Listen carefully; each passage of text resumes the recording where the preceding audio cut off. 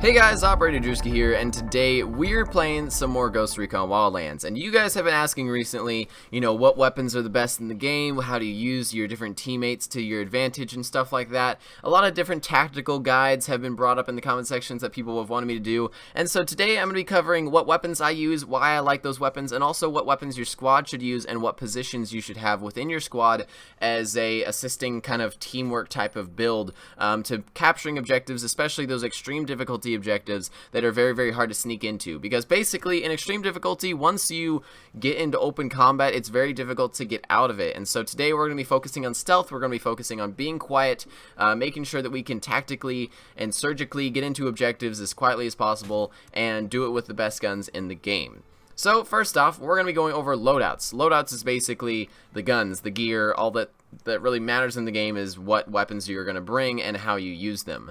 So first guy, which is basically the guy who's going to be moving into the objective, going into close quarters combat, not really trying to go into combat exactly, but going into close quarters, trying to take out objectives and also enemies stealthily and just being as quiet as he can. He's going to be the front man, the head point guy that's going to go in first. So basically, he needs to be as stealthy as possible and also kitted to go really, really well with close quarters combat. So first thing, this is the basic loadout. What I have here is the basic loadout that you get at the start of the game, not really the suit exactly, but exactly the guns is basically the first loadout that you get. So we're going to change the P416 to a much quieter gun. We're going to change this to the Vector 45. If I can find it in this list, here it is, the Vector 45 ACP. The reason that I use the Vector in a lot of videos, and the reason that I like this gun so much, is that one, with the extended magazine, which is a 25 round magazine, you can get good bursts off into 3 different guys and take them down really, really easily. It's a very powerful, hard-hitting gun, and the rounds are subsonic. If you ever heard a fighter jet fly over you, very, very quickly, you'll hear the big sound burst whenever it breaks the sound barrier. And basically, that's the same crack that bullets make as they fly through the air, and you need to stop that from happening because that increases the noise that is produced by the gun. The gun will still produce a little pew whenever it reports its sound in the area, but it's not as loud as something that is supersonic that will break the sound barrier, because every supersonic bullet, no matter how suppressed the gun is, usually will actually make a crack that's louder than the gun firing itself. So we're trying to stay as stealthy as possible here, and therefore we're going with a suppressed subsonic rifle as our primary. Now our secondary is going to be the G28 Sniper Rifle. People might ask, why is the close quarters guy getting a sniper rifle? And I would kind of agree with that. Like, why is the close quarters guy getting a gun that shoots very, very long range? And that's because I feel as if whenever I'm in objectives, sometimes there's just situations that pop up where I need to take out a guy at longer range, and maybe the overwatching sniper cannot get him. And so this is why I picked the G28. The G28 is an accurate, reliable gun that can take out, maybe a few targets at a time. Not too many though, because you shouldn't be really focusing on taking out multiple targets at a time, but it's a good sniper for close quarters type of stuff. You might ask why, and that is because it is also one of the quietest guns in the game. As you can see, the noise reduction is very, very high on this. Now this is with the suppressor, but if we compare this to something of the same caliber, like even the Mark 14, you can see the suppressor is still on the Mark 14 once I pick it out, and the noise reduction is actually much lower. So the G28 is definitely one of the best sniper rifles in the game for me as a guy who goes into objectives a lot. It does have low handling, which means that the recoil is pretty crazy on it, but again, as I said before, you shouldn't really be focusing on taking out too many targets. Your team will help you out with that. So that is my basic loadout. The pistol and the drone, these are kind of interesting things as well. The pistol is basically your primary gun that you should use as an infiltrator. Again, this is on extreme difficulty. You want to be as stealthy as possible, so you need to use something that's quiet. I actually originally was using it in 1911, and then I noticed that enemies were hearing me pretty closely, and that's because it's 45, it's a little bit bigger, but interestingly, the P45T is quieter. I don't really know what magic is going on there, but I guess they just needed to balance the higher damage of the 19. It's not exactly realistic here, but my favorite overall is the Ladykiller. This is a special gun that you get from some certain faction. I forgot honestly which it is. I think it's the one at the bottom left. I think it's the big snowy place. Is it Kaimanes? I forgot what it's called, but it's the one at the bottom left. It's the one region at the bottom left. You kill the last person and you get this gun. It's a very, very silent gun. It's a 5.7, and it's also just very, very powerful and high rate of fire. You can shoot this thing pretty quickly, and basically the pistol should be your primary gun, because I've noticed that even with the Vector, even with one of the most silent guns in the game, people can still hear it at closer ranges. You want to keep something like a pistol on you because it is going to be quieter overall and enemies aren't going to hear you as easily. You want to be able to take out targets without anybody hearing that shot happen, and using a pistol is one of the best ways to do so. So, we also have the Sidekick, and basically the Sidekick is actually running the same exact loadout as the Infiltrator guy. The only difference between these two, the Infiltrator and the Sidekick, is the drones that they use. The drones that they use are going to be kind of interesting. The drone that the Infiltrator will use is the explosive drone. This is what he can use to fly into areas and take out something when you need to take out the objective and just run out of there. So basically the Infiltrator is going to be the guy with the explosive drone that's going to be doing the drone work, while the security guy has the medic perk on his drone. This is a really cool area of effect thing. I'll equip it right now and just show you guys how it works. Basically, you put it up in the air, and as the medic drone, you can go over to somebody if they're downed, and you can press the left click, and it heals anybody within that entire area. So, as the Sidekick, you're basically the guy that's right behind the Infiltrator, helping the Infiltrator if he goes down trying to reach the objective, and basically just trying to be as helpful as possible. You're going to be doing the sync shots with the Infiltrator. You're going to be just assisting him everywhere. In terms of all these little things down here, what these two operators should have a lot of is both Diversion Lures and C4. Diversion Lures are kind of interesting in the game, actually. Basically, Diversion Lures sometimes help you, but they also sometimes don't. They also sometimes don't work at all, and they sometimes work really well. So they're kind of interesting. I wouldn't even suggest using them if you don't absolutely need to. But basically, it's a better method of letting someone see you for like a quarter second and then pulling back behind cover and then making them walk towards you. I think Diversion Lures are just kind of odd sometimes because you can't exactly tell exactly who and what enemies are going to hear it, and they're just kind of iffy. They're kind of risky, but again, as an Infiltrator, you might need to pull two people away from each other to take them out, so Diversion Lures are definitely needing to be in surplus in your inventory, as well as C4. You're going to be the guy who's going in, putting C4 on whatever the objective is. You will need C4 at some points in some missions to take out and complete the mission. So those are the first two guys. Again, we have the Infiltrator and the Sidekick. The Infiltrator and the Sidekick, the only differences between them is that the Infiltrator has the explosive and the Sidekick has the medic perk on his drone.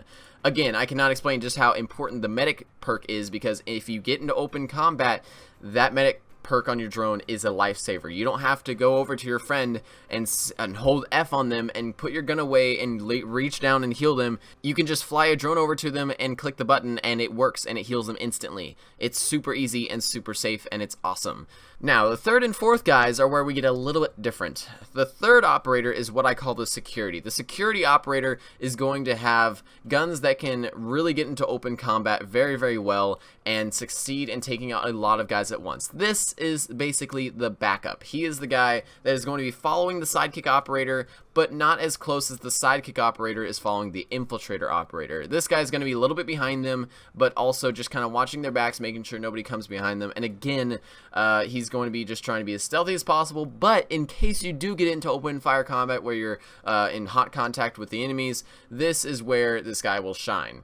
So basically, his weaponry is going to be a little bit different than the first two. He is going to have either a 6P41 or a Unidad RPK. The 6P41 is a big machine gun. Let me see if I can find it. Light machine guns. The 6P41 is a super powerhouse machine gun. This can be changed as well. I'll show you the recoil on it right now. And as you can see, that recoil is pretty crazy. It like went out to the left and goes up. You can also trade this out for something like the, let me go back. You can also trade this out for the MG121, which is, again, a very powerful machine gun, but the recoil isn't as bad. As you can see there, it's a little bit more controllable. It didn't go way to the left and then like go way to the right again. But if you have like the special version of the game, the special edition, you get to unlock the Unidad RPK-74. This is one of my favorite guns in the game because it's basically a middle line between assault rifles and LMGs. First off, you've got like 175 rounds per mag, and it's just very low controllable recoil. As you can see, the recoil is almost just pure vertical. It has a little bit of shake, but that's all. The recoil is extremely controllable. This is a really good gun, and I suggest this gun very highly. Secondly, you should have a assault rifle of, I think, the M4, the ACR, or the FAMAS, and you should have a grenade launcher on it. The reason I say grenade launcher is because you need to be able to take out helicopters and also, you know, light vehicles very quickly if that does come across. I think grenade launchers are the #1 method of taking out helicopters, and almost everybody that isn't running either, you know, the infiltrator or the sidekick classes should be running a grenade launcher at least, because they just need to be able to take out those helicopters, and they need to be a little bit trained with how to, you know, kind of manage the arc of the grenade going to the helicopter and such. But all helicopters in the game are a one-shot kill from a grenade, and if you have a grenade launcher on your gun, you honestly do not have to worry. And if you do have something like in your skills, you have the, where is it, the weapon, and you have the grenade launcher perk all the way up, you get 3 extra grenades. You can take out hordes of helicopters before they even touch you or see you, basically because it's a one-shot kill if you do hit that grenade to the helicopter. The sniper rifle, or the secondary we're going to use, is again, it's like a FAMAS, an M4, or an ACR. I personally really like the FAMAS, and make sure that you have the 50-round mag for these guns as well, so you can get the full amount of firepower from them. But the M4 I think is the best all-round one. I think the ACR is a little bit more accurate, a little bit higher damage, and then the FAMAS is a little bit higher rate of fire. And I personally like the FAMAS, but I also really like the M4. The M4 is just a powerhouse. It's very well-rounded, and you can basically just master combat with it. I run an ACOG on it as well, so you can get a little bit of range if you need to do like a suppressed kill and help out your friends that are trying to get like a sync shot going. And you need to make sure as well just to always have a gun that's kind of in the middle. Even if you're trying to go for firepower over stealthiness, you can still get a few sync shots off with something like a supersonic 5.56 rifle and still be silent enough that enemies won't hear you. You'll just need to be back a little bit. That's why I say that this guy should follow the sidekick, but not be super close to the sidekick that is also following the infiltrator. I think the sidekick and the infiltrator need to be really close together, and then there's this guy behind them called the security that kind of covers them and makes sure that they don't get in trouble. I think that everybody as well should have a suppressed pistol. I don't see the reason to not have a suppressed pistol. The unsuppressed pistols in the game just aren't that powerful, I think, and aren't really usable compared to even like just the basic assault rifle with iron sights. And I think that you should always have the stealthiest option in your pistol inventory, because there's no other reason to use a pistol.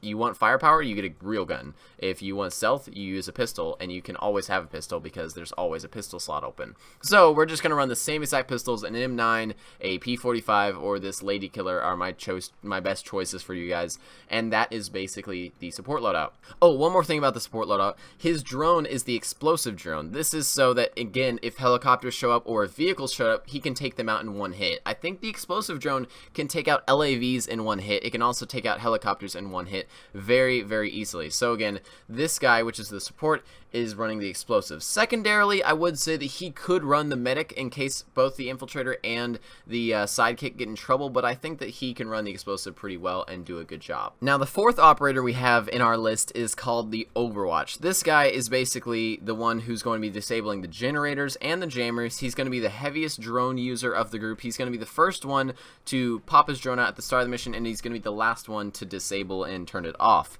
He's going to be flying around trying to find where the generators are, where the jammers are especially, and if he does find those, he's either going to use his EMP drone or he's going to use his sniper rifle to take out them. Basically, if you guys didn't know, the HTI, which is a sniper rifle, is the most powerful sniper rifle in the game in terms of damage per shot. You can, unsuppressed, I think, and suppressed, you can take out generators and jammers with the HTI. It is really easy to use, and even in extreme difficulty, you can shoot a jammer unsuppressed from a distance and the enemy team will not hear you, which is crazy.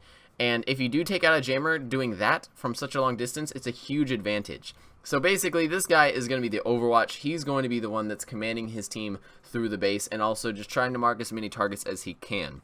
He's going to be up on sitting on the cliff or sitting above the enemy somehow and just trying to figure out where everybody is going to go. He is going to be, again, running the HTI, and I suggest that with the HTI, you run the T5XI scope, sorry. This is the most powerful scope in the game, and it's really nice scope. It's really clear and open, and you can see a lot of stuff as well, so it's nice to use. The HTI is just a really good overall gun, and I think that every team should use it, especially in their Overwatch character, their Overwatch player. The secondary on this guy is also going to be another assault rifle with a grenade launcher. This is to counter any helicopters that show up, and he's going to kind of assist the security player if any helicopters show up. So again, this guy, if helicopters show up, he's going to be also in charge of taking them down. And the HTI is also powerful enough to take down helis very, very quickly as well. But I do think that grenade launchers are always the best way, and you should always carry one if you are either a security player or